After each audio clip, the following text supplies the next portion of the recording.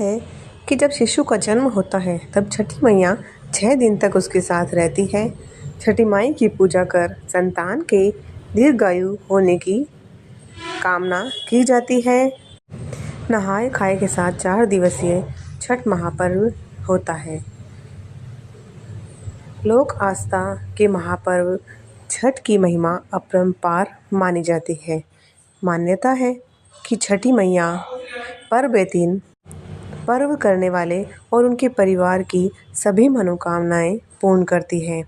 Bihar, UP में तो लोग छठी मैया के बारे में खूब जानते हैं, लेकिन बहुत से लोग छठी मैया के बारे में बहुत नहीं जानते हैं। बहुत से लोगों के मन में ये सवाल होता है कि बाकी देवियों के बारे में तो वो जानते हैं, लेकिन छठी मैया कौन है, कैसे पूजा की शुरुआत हुई और सूर्य देवता से छठ का आखिर कैसा संबंध है। तो आइए हम जानते हैं। छठी मैया का संबंध षष्ठी तिथि से है। छठी मैया को ब्रह्मा जी की मानस पुत्री और सूर्य देव की बहन कहा जाता है। लोक कथाओं और धार्मिक मान्यताओं के अनुसार छठी मैया उर्वरता और समृद्धि की देवी है। बिहार, झारखंड और पूर्वी उत्तर प्रदेश और नेपाल के तराई इलाकों में विशेष रूप से संतान की रक्षा और परिवार की समृद्धि के लिए छठ पूजा की जाती है। मान्यता है कि छठी मैया संतान की रक्षा करती है और पूरे परिवार के जीवन में उजाला भरती है, ठीक वैसे ही जैसे सूर्य अपनी रोशनी से धरती को जीवन देता है, प्रकाशित करता है।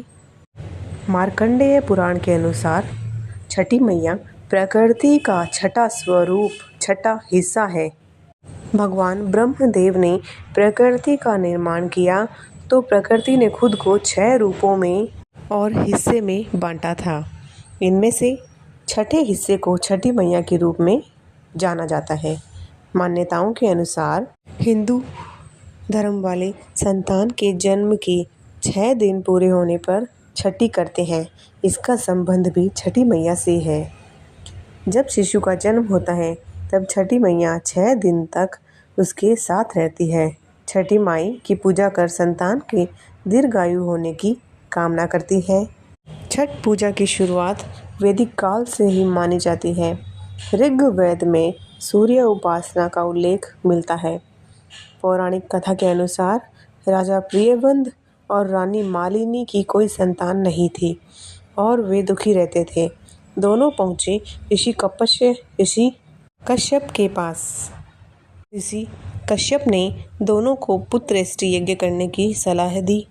राजा ने यज्ञ किया, उन्हें पुत्र रत्न की प्राप्ति भी हुई, लेकिन उनकी किस्मत कि उनका पुत्र मरा हुआ पैदा हुआ। इससे दुखी होकर राजा प्रियव्रत ने अपना जीवन समाप्त करने का फैसला ले लिया। इसके बाद देव सेना प्रकट हुई और उनसे पूजा करने और लोगों को पूजा के लिए प्रेरित करने को कहा। संतान की इच्छा रखते हुए राजा ने देवी षष्ठी का व्रत किया। इसके बाद उन्हें पुत्र रत्न की प्राप्ति हुई। तभी से संतान की कामना और उनकी लंबी उम्र के लिए छठ पूजा की शुरुआत हो गई। एक और भी मान्यता है कि त्रेता युग में भगवान राम और माता सीता ने भी छठ पूजा की थी। अयोध्या लौटने के बाद राम और सीता ने राज्याभिषेक के छठे दिन सूर्य देव की पूजा की थी। कुछ पौराणिक कथाओं के अनुसार पांडवों की माता कुंती ने सूर्य देव की पूजा की थी, जिससे उन्हें कर्ण जैसा तपस्वी तेजस्वी पुत्र प्राप्त हुआ। और फिर अंगराज कर्ण के भी छठ पूजा करने की कथा अंग प्रदेश मौजूदा भागलपुर मुंगेर में सुनाई जाती है। भगवान कृष्ण ने भी द्रौपदी को छठ व्रत करने की सलाह दी थी। द्रौपदी की छठ पर्व करने के बाद पांडवों को उनका राजपाट वापस मिला था। वैज्ञानिक दृष्टिकोण से भी सूर्य को अर्घ्य देने का महत्व है। जल में खड़े होकर उगते और डूबते हुए सूर्य को निहारना शरीर को सकारात्मक ऊर्जा देता है। पानी की सतह से परावर्तित सूर्य किरणें आँखों और त्वचा के लिए भी लाभदायक होती है। छठी माई पूजन करने वाली स्त्रियां क्या वह कैसे करती है पूजन, सुने। छठ का अर्थ है छठा दिन। कार्तिक मास के शुक्ल पक्ष का छठा दिन। इस दिन 4 दिवसीय अनुष्ठान पूरा होता है। इसकी शुरुआत नहाय खाए से होती है। फिर अगले दिन खरना होता है।